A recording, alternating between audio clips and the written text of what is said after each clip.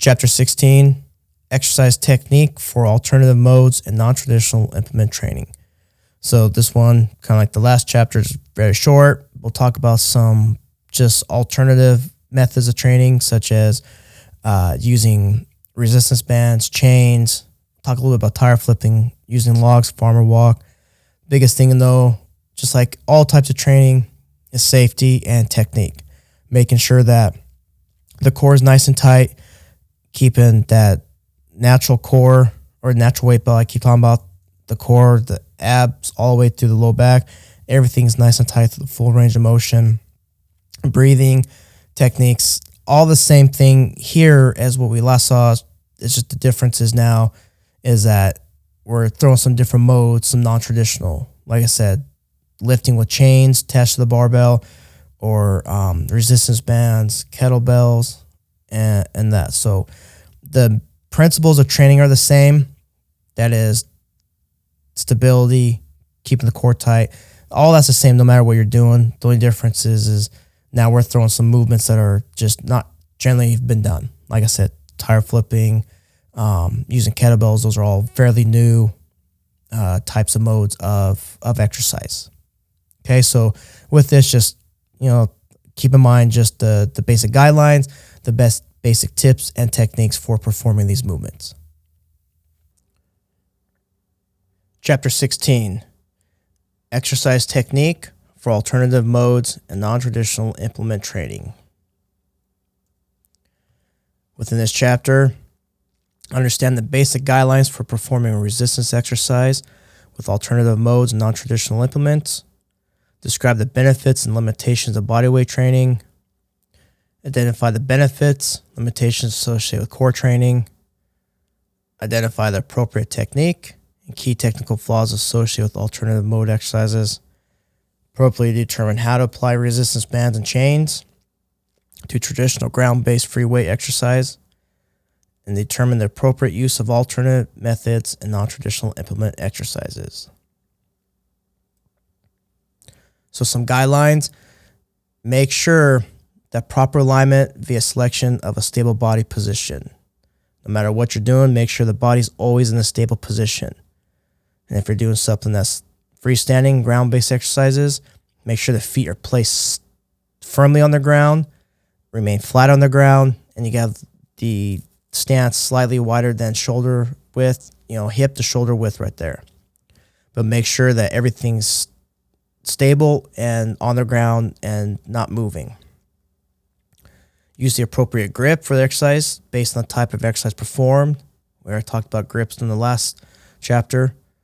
And then from here, kind of the breathing, the same thing. It says use a concentric portion of the exercise, should exhale, and then inhale during the eccentric phase. Then when you get the heavier loads, more than 80% of maximal voluntary contraction, or with lighter loads performed to failure, the Valsalva maneuver may be used. But once again, everything should be done to keep the proper alignment, proper technique, and keep the body stable. See some benefits of bodyweight training. This will be specific to each individual's anthropometrics. Often closed chain base exercises. That's where the end segment of the body is not attached to the ground. So like pull-ups, for instance, would be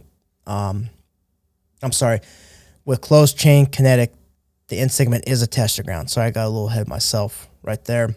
But with closed chain, the end segment is stable. So like if you're doing something standing up, the feet would be the end of the segment, and it's attached to a stable surface, that's the ground. If you're doing upper body movements, like pull-ups, the end segment of the hands attached to the bar, which is attached to the wall, which that's a stable surface right there. So those will all be closed chain base exercises, which is generally most activities are closed chain in sport. So that's why it's good to kind of train that way. You do strengthen several muscle groups at once, like pull-ups, for instance, train all the back muscles, of course, but then also biceps, a lot of shoulder joint muscles as well. Squats, well, squats are good, and it's not really body weight training. It can be used as a body weight, but also with weight. But usually you want to train where you could train a lot of muscle groups at once, and like squats, for instance, train a lot of the core muscles at once. So this develops relative strength, meaning it develops strength relative to your body weight, which is sometimes just as beneficial as moving the most weight possible. Because in sports, you got to be able to move your body as fast and as forceful as possible. So that's why body weight training is good, because it helps develop that relative strength right there based upon your body weight. Develops body control. You just have a greater awareness of where your body's kind of at in relation to the earth and the space. And low cost training. So you could do this training without really, damaging the body too much and not a lot of stress on the body. You got anatomical focus. So here you got the anatomical core. This is your natural weight belt. I was talking about in the last chapter. It says the axial skeleton and all the soft tissue with proximal attachments originate on the axial skeleton. So it says increasing an athlete's core stability will result in a better foundation of force production in the upper and lower extremities. And your core is going to be all your abdominal muscles to your lower back. All the way around, that's the anatomical core. And the stronger and more developed your core is, and not necessarily in terms of having six-pack, we're just saying the stronger the core is, the more trained it is, the better it will help out then, because you transmit force, because everything originates in the core. Your balance, your stability, all that. So the better that is, the more you could transmit force into the lower and upper extremities. The stronger your core is, the more you'll be able to squat. It'll help out with squatting and deadlifting those heavier weights. So make sure you have a strong, stable core. You got isolation exercises. So they typically involve dynamic or isometric muscle actions designed to isolate specific core musculature without the contribution of the lower and upper extremities. So if you're doing a good core muscle movement, it would be like planks, holding at that position, in the plank position. That'll help out. That's an isometric hold that'll help strengthen without involving lower or upper extremities for them helping them move. It says ground-based free weight activities appear to offer similar or in most cases greater activation of core musculature when compared to traditional isolation exercises designed to engage the core. So, for instance, like I said, squats. Squats are a great way to develop the core. And that, because we got to realize when you're descending down doing a heavy squat, well, the core is keeping your body stabilized as you're lowering the weight all the way down. So a lot of ways people think they got to do a bunch of ab exercises to get a stronger core. It's like, no, you just need to lift heavy, a lot of different movements. That'll help strengthen the core as well. Okay, so, get a stronger core. Make sure when you're lifting heavy that you're engaging the core. That is, like I said in the last chapter, act like there's a string from your belly button to your spine and someone's pulling that belly button to that spine via that string. Okay, make sure you engage that core. Keep it nice and tight, because it'll help out then strengthen the core, activate it, and allow you to then be stronger through a lot of range of motion, through a lot of different movements. So machines versus free weights. So machines offer greater stability and may result in a better ability to target specific muscle groups. Okay, you could target the quads a lot better by doing leg extensions, or the hamstrings doing leg curls, because they offer stability. They take a lot of the gravity and the instability of free weights away, so it can really hit and target those muscles.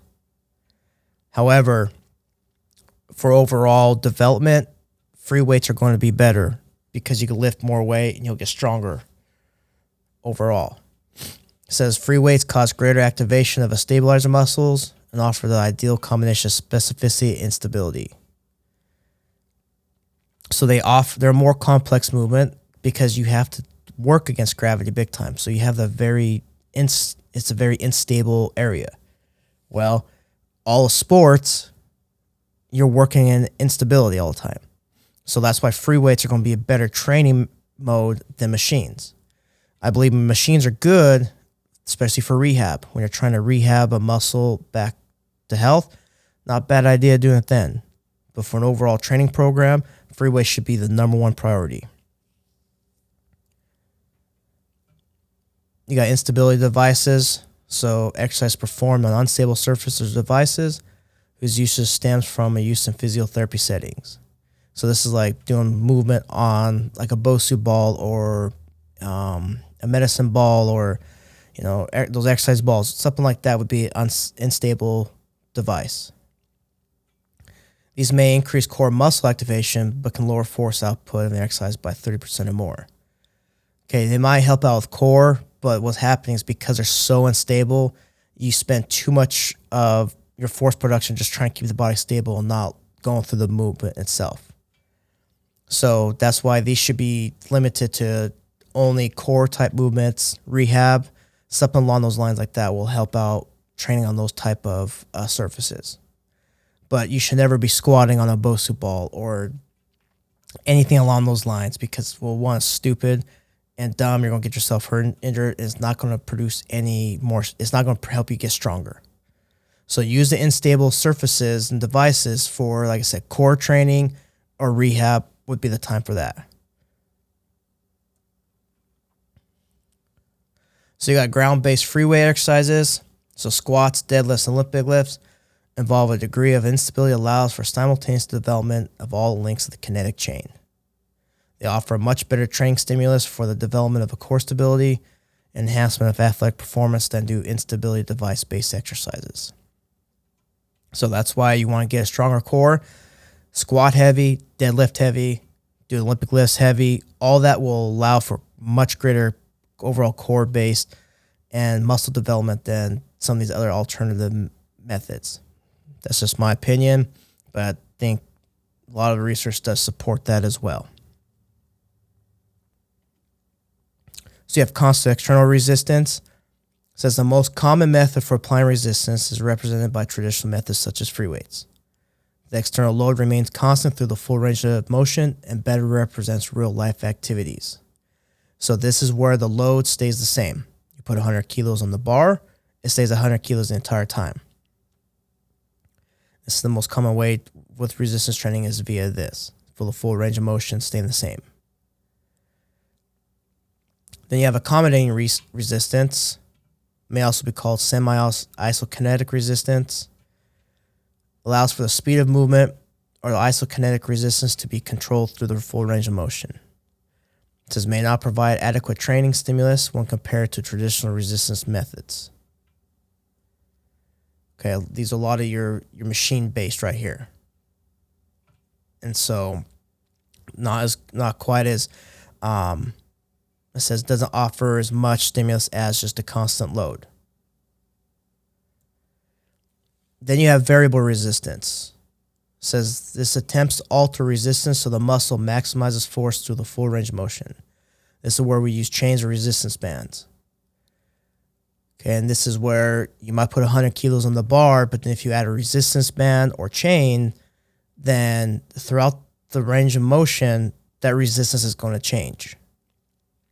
Such as, as you're squatting, if you put bands on the bar as you're squatting, or you put chains, when you hit the bottom position, the resistance is going to be pretty much what it is with just 100 kilos on the bar. But as you concentrically go up to the range of motion, what happens? Well, the resistance band starts to stretch out, adding more resistance. Or as you're lifting the bar up with chains, the chains start to then lengthen out. So there's more chain, as you're going up, there's more chain being dragged up by the bar than there was at the very bottom. So therefore it gets tougher as we go up. Because that's variable resistance, that the resistance is changing through the range of motion. So resistance bands says, based on Hooke's law, as tension is equal to stiffness and deformation. So as the band gets stiffer and gets more deformed, meaning as it gets stretched out, there's more tension placed on the band, which means more resistance. It says must be aware that the two supposedly equal resistance bands may have 3.2 to 5.2% difference, which could lead to an 8% to 19% difference in mean tension between the bands. So there's a lot of variability in those. So you got to be careful of using bands. But with bands and chains, it says the highest load experience at the top position. So it's the same thing with chains. So what happens is, like in the squat, for instance, the bottom position is where the least amount of force can be produced, because that's where resistance is the greatest. The top of the position of the squat, that's where the most force is able to be produced. So the idea behind variable resistance is the resistance goes up with us as we're able to produce more force. So it just is trying to add a greater stimulus through that range of motion.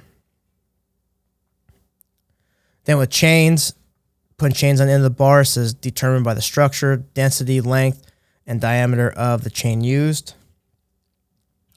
Must determine the absolute chain resistance to the top and bottom of the movement, summation, and then average. Should only be used with experienced lifters who have stable exercise technique. It says applying chains to free weights. It says chains can be allowed to touch the floor from a fully extended position or hung from a lighter chain. This allows for the chain to touch the floor only at the lowest position of the lift. In turn, this can help increase neuromuscular activation or cause a more rapid stretch shortening cycle.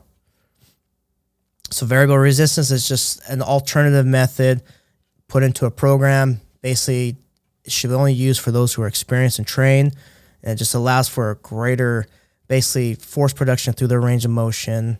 It's just another way to aid in increasing strength and force output. Then you have some non-traditional implements, and they have been gaining, like it says, in popularity. Tire flipping, log lifting, farmer's walk. Little research is done on all those, but nonetheless, it's not, one of the things we need research for to determine if these are good or not, I guess. My thoughts is that with a training program, you could put some of these in there just to add, you need a little bit of variety with lifting and training.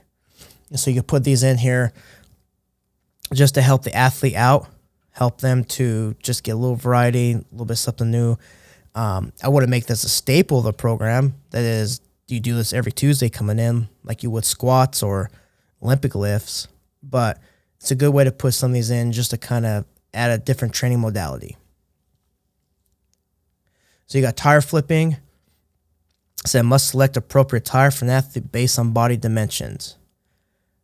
Okay, you're not going to have a massive, giant tractor or a big heavy piece of equipment tire, because it's usually what they're using is those big old dump truck tires or something along those lines like that, which I'm not sure. I think they weigh X amount of 100 pounds. I'm not sure if they weigh more than 1,000. Somewhere between 500 and 1,000 pounds generally where they weigh.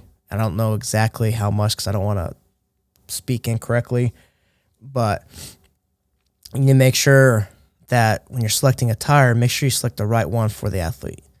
Okay, if you're having one of the super heavy tires and have one person flip it, they're going to hurt themselves. But it might be something you could do like partners on there or triples, something like that, working together as a team, trying to flip the tire over, which is not a bad thing to do, especially in team sports.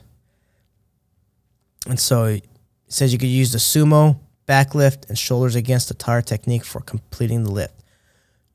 So with doing tire flipping, you're using a lot of muscles to accomplish the task. And so it does help out train, full body type movement, and it's very tiring. So it adds a great stimulus to the body. So some common technique flaws. So one says placing the feet too close to the tire when initiating the movement. It says it occurs when athletes often have to round their back and position the knees close to the chest in order to initiate the movement. Have the athlete move the feet away from the tire. Instruct him or her to raise the chest while contracting the musculature of the lower back. Another common technical flaw says hips rise faster than the shoulders during initial pushing motion. This flaw is very similar to what can be seen during the traditional deadlifting with incorrect technique. Sayers instruct the athletes to keep their hips low and drive tire forward rather than lifting it. Additionally, coaches should encourage the athlete to keep the hips slightly below the shoulders during this movement.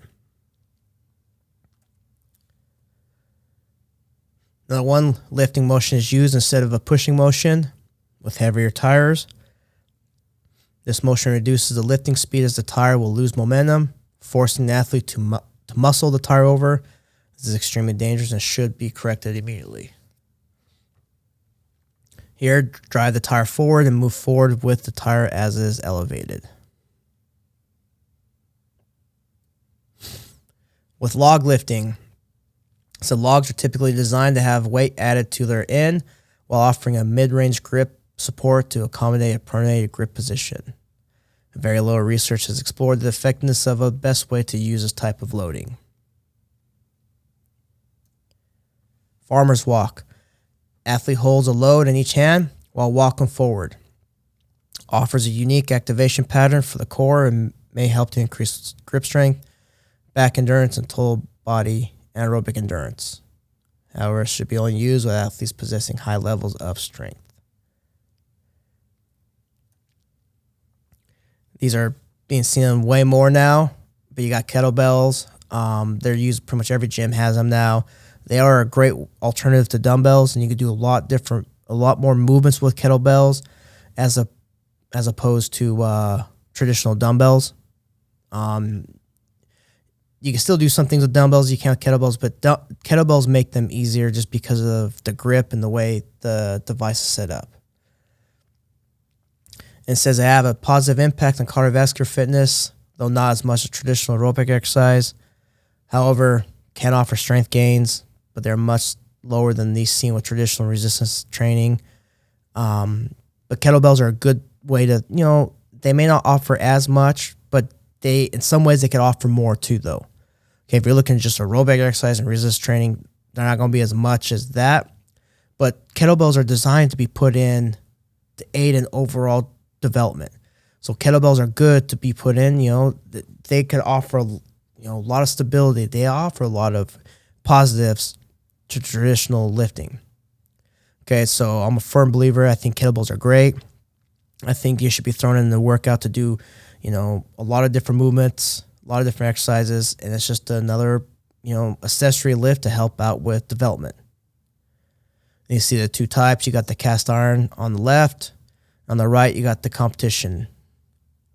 So different types of kettlebells, but nonetheless, like I said, I like them. I think they're a great tool to be used in a training program.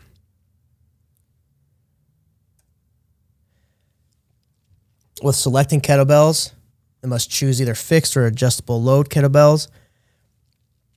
Fixed load requires multiple kettlebells across a range of loads to provide training variety. Must also consider the handle of the kettlebell as a major interface between the athlete and the kettlebell. So look at the diameter of the handle and the handle surface. Okay, so make sure you're selecting it, because a lot of times when you're doing these movements, the kettlebell is over the head, over the face. So make sure you select the right one so it doesn't slip out of the hand and then in turn hurt yourself or hurt your athlete or so forth. So they're often used as bilateral asymmetries or as rehabilitation tool. That's why I think kettlebells are great, because you could work both each side of the body individually to develop overall strength. Here you got the bilateral deficit. So asymmetries in force production between unilateral and bilateral movements, and bilateral facilitation. So an increase in voluntary activation of the agonist muscle group during bilateral movements. The key point says trained or stronger individuals have been theorized to exhibit a bilateral facilitation, while untrained, injured, or weaker athletes exhibit a bilateral deficit. So the more trained you are, the more there's a less difference in, because we always have one side of the body stronger than the other. Okay, if you're right-handed, you tend to have a little bit stronger right leg, right arm than left arm, left leg. So those who are trained have a greater bilateral facilitation. That means that they have a less strength deficit between each side. So that's why kettlebells are good, because you could basically train both sides individually to get the strength deficit as small as possible. And of course, in a rehabilitation good way as well. So, like I said, I'm a firm believer that kettlebells are a great tool to be used in a training program, whether you're trained or untrained, healthy or rehabbing. To recap, we just talked here about basically alternative or non-traditional. So we talked about body weight training, talked about variable resistance using chains or resistance bands, tire flipping using log lifting, farmer walk.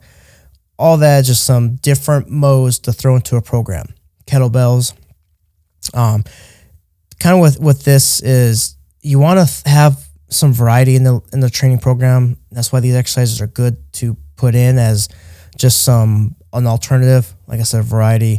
That way, kind of keep things changing a little bit for the athlete, because it does get a little bit redundant. There's always going to be some redundancy needed in the program, but it's good to put a little variety, and that's what these movements, these exercises are good for, is just throwing in a little bit of variety. They still offer a good training stimulus, such as, like I said, flipping a tire. It's a good stimulus. It weighs a lot. You have to use proper technique. You could do it as a team. So there's a lot of benefits of using these different modes. But the biggest thing, just remember, like all training, is proper technique. Okay, stability, feet or arms placed firmly against the surface, taking a deep breath in, keeping the core nice and tight, the chest out. All these basic tips and techniques that we talked about in the last chapter is the same thing here. And it goes for all training. Technique and proper form is always going to be the most important thing. Keeps you safe, keeps others safe around you, helps out with then the coach, making sure the athletes stay safe. So all these are still important. The techniques are all the same. It's just how we did the modes of exercise is what's changing. Okay, so there's no kind of basic problems with tire flipping, some of the flaws, and then also the corrections with that. Why kettlebells are good, kind of the body weight training as well. All that, just know the base that we talked about, the guidelines, and just all the tips and techniques within this chapter. Make sure you know all that for the exam.